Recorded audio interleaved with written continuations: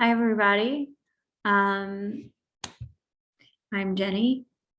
I don't know if you've seen my other videos or not, but I talk a lot about INFJs and INFPs. And I finally had an idea for another video, which is the differences between therapy and life coaching, because I've tried both. And also, I'm going to be offering coaching. So I thought I would also use that time to talk about who my coaching is for. Um, yeah, so here we go. As far as therapy versus life coaching, I have gotten a lot of value out of both. I have tried more therapists. I have only tried one life coach. In general, I have gotten way more out of life coaching, which is what made me want to be a coach also. I have had two really amazing therapists, but I have tried one, two, three, four, five, probably about five, six. I have tried six therapists, and I only really liked two of them. So 1/3. And my partner had gone through three therapists, and only one of those was good. So again, 1/3.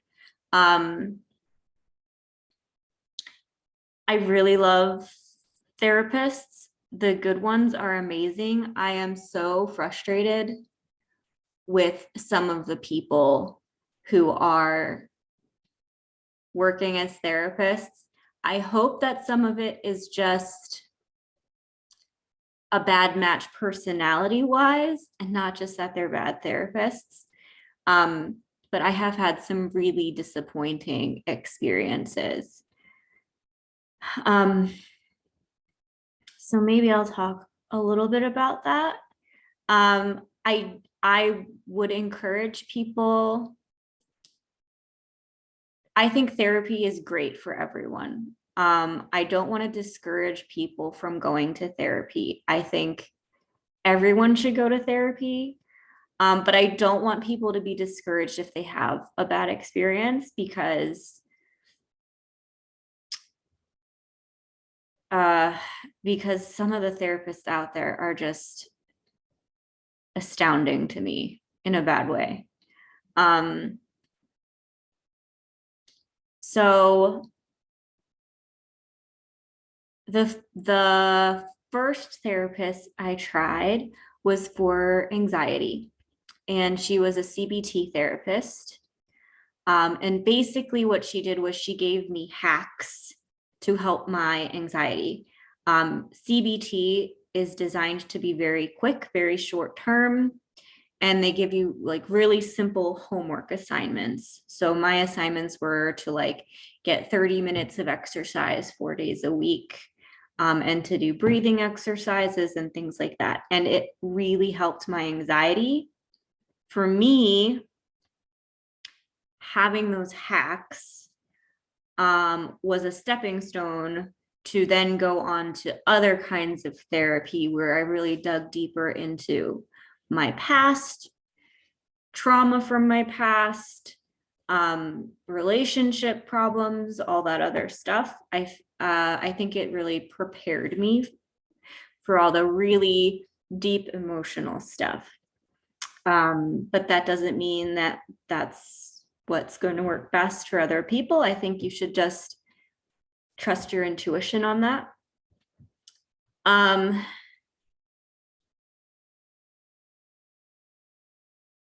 The reason that I left that therapist was because her availability just got very limited when the pandemic started. And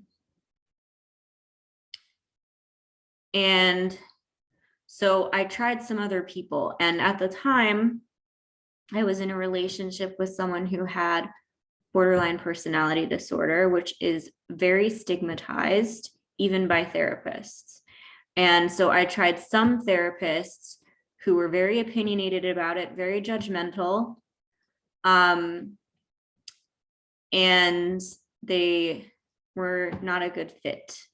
I believe that therapists should support your goals, and that there is a way to support people who are in difficult relationships without taking sides.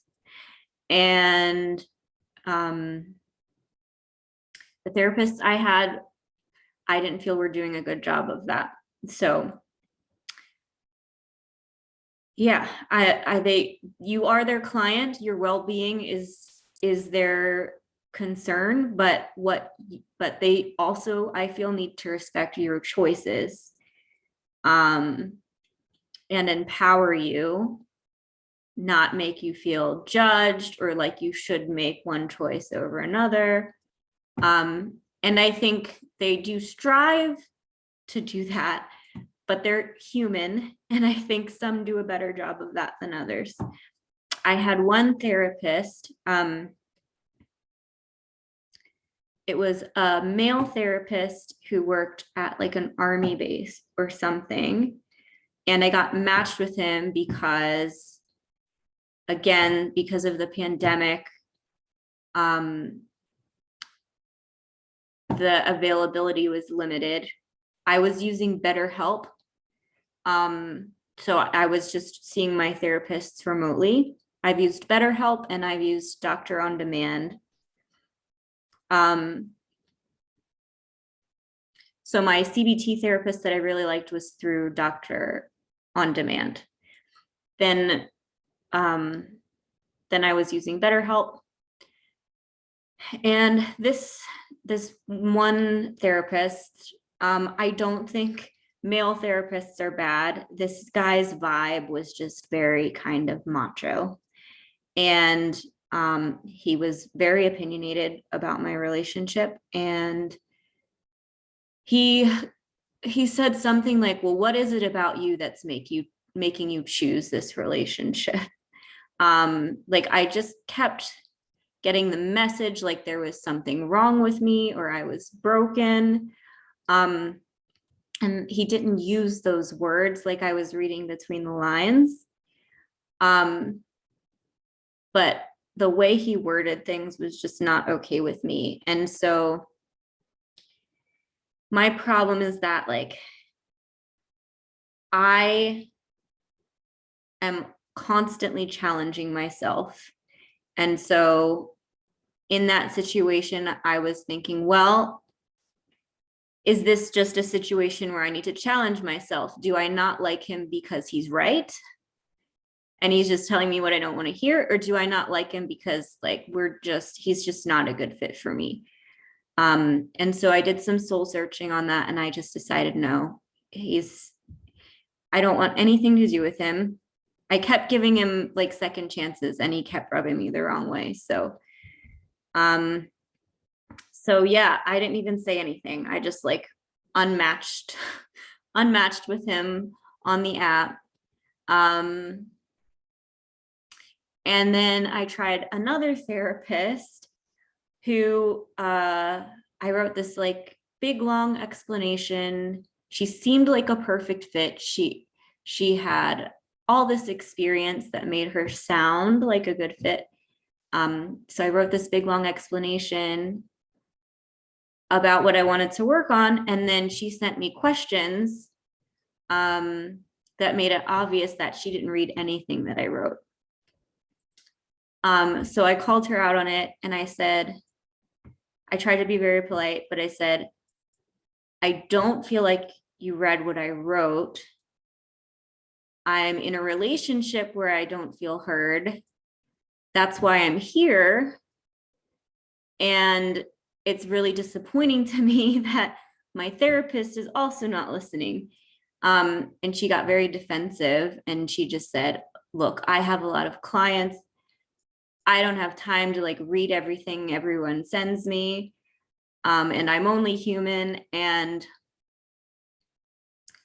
to me, I'm just like, it's your job to read what I write. Like, that's what I'm paying you for.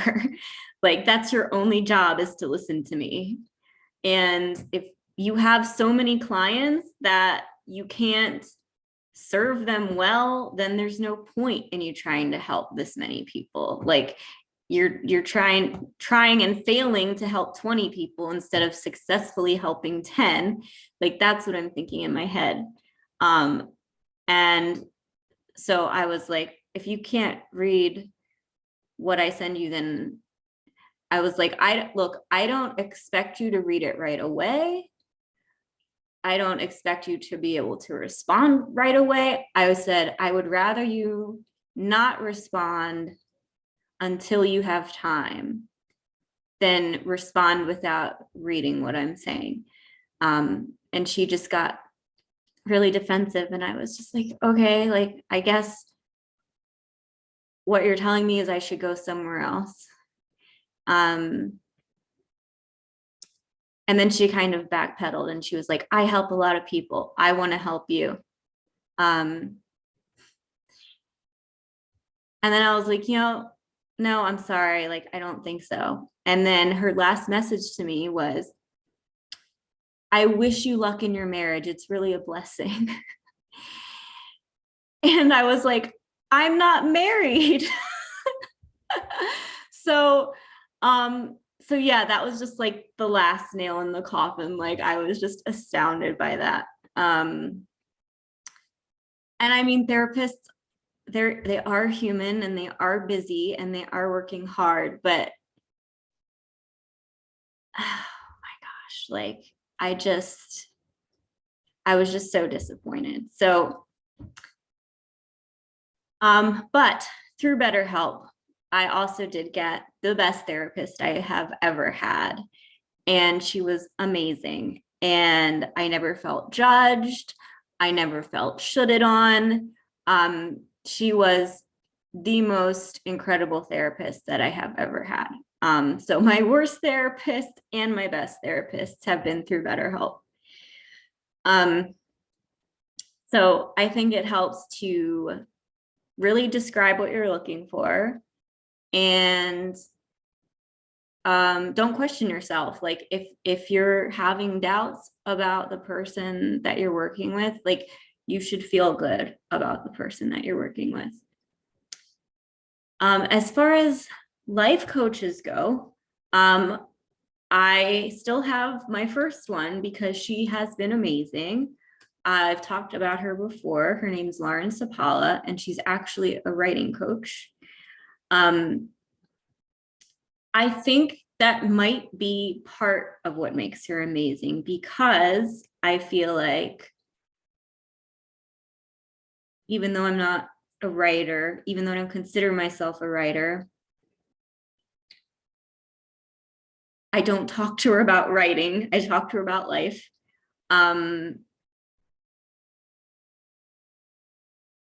That's what I need, is somebody to just listen and just help me figure out the words to go with the story that I'm living. Not tell me where the plot should go, not telling me what road my character should take, but the stuff that I'm confused about, to just be like, oh, are you as a character feeling this way? Are you as a character thinking this? And just being able to put words to what I can't quite put my finger on. That's what's valuable to me, is having someone to just reflect back to me what I'm experiencing in a way that I'm confused on or not really able to articulate fully. I think that's something INFJs especially struggle with. We have the extroverted feeling, which means we can kind of name what other people are experiencing better then we can name what we're experiencing. So if you get another INFJ, they can do that for you. So I have absolutely loved life coaching. I've been in relationships where addiction was a factor. I've been in relationships where personality disorders were a factor. It has been very, very hard to find listeners who don't judge, because those people have their own trauma. I believe that there is a very important piece in treating intent and impact equally. And it is very hard to find people who can hold both sides of that. If you're in a difficult relationship and somebody is just like, oh, well, he's a jerk, like you just need to dump him, like, whether that's true or not, you can't trust that person because you know they're not seeing both sides. You need someone who you know has compassion for both sides, to have that trust piece, to see what's going on in their brain, what's going on with their trauma, what's triggering them. And the effect on you is still the same. The effect on you is still important. You deserve to have sympathy. You deserve to have compassion. You deserve to have love and nurturing and healing while you're going through all this chaos. But for me, I can't trust somebody who just paints the other person in the situation as evil. And so, yeah, it is just like, you need someone to narrate this, help you narrate the story, not write the story for you, not tell you what the story should say, just help you narrate it, help you see what's happening, and then trust you to decide what to do with that. So, that being said, I am offering coaching. And the people that it's for are, I'd say, introverted people, intuitive people, highly sensitive people, empaths,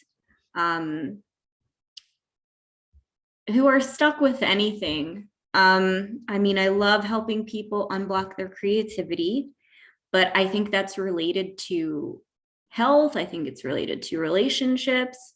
I think it's related to your relationship with money. I think it's all connected. And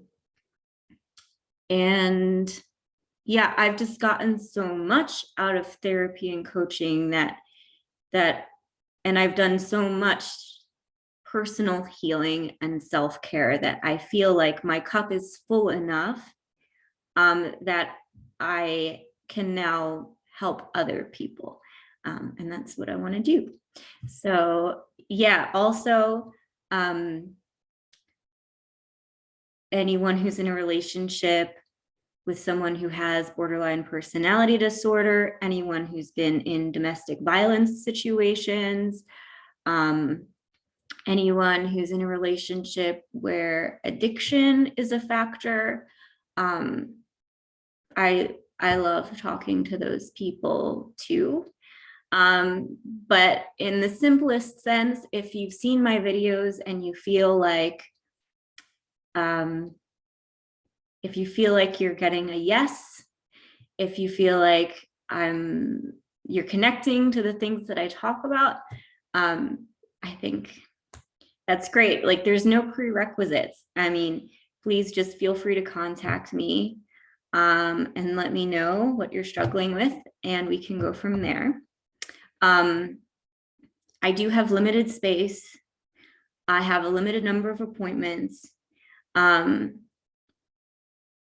So I don't know how many inquiries I get, but I might not be able to take on everyone.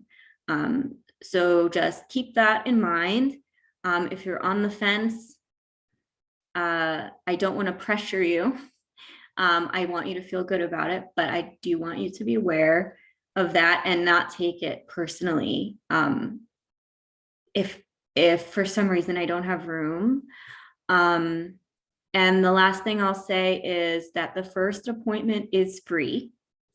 And that's just because I want it to feel like an even exchange. I don't want you to spend all this money and then not really feel good about the time that we spend, and then have this negative attachment to our exchange.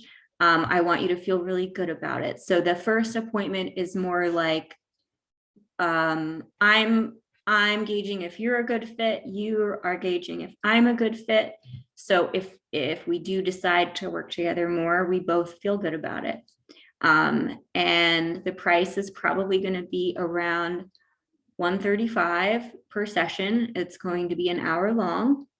And there's no packages or anything. So there's no pressure to buy like a pack of 4 or to use them all up within a certain amount of time. You would just contact me whenever you feel like you need a session, however often that happens for you. No commitments. So I think that's everything. If you guys have any experiences with therapy or life coaching that you want to share, I would love to hear about it. So you can drop a comment. And if you are interested in coaching, there's going to be a link. It's jennydobson.com/contact. That's just going to take you to a contact form. So you can send me an email and we'll go from there. So thanks for listening and good vibes, everybody. Bye.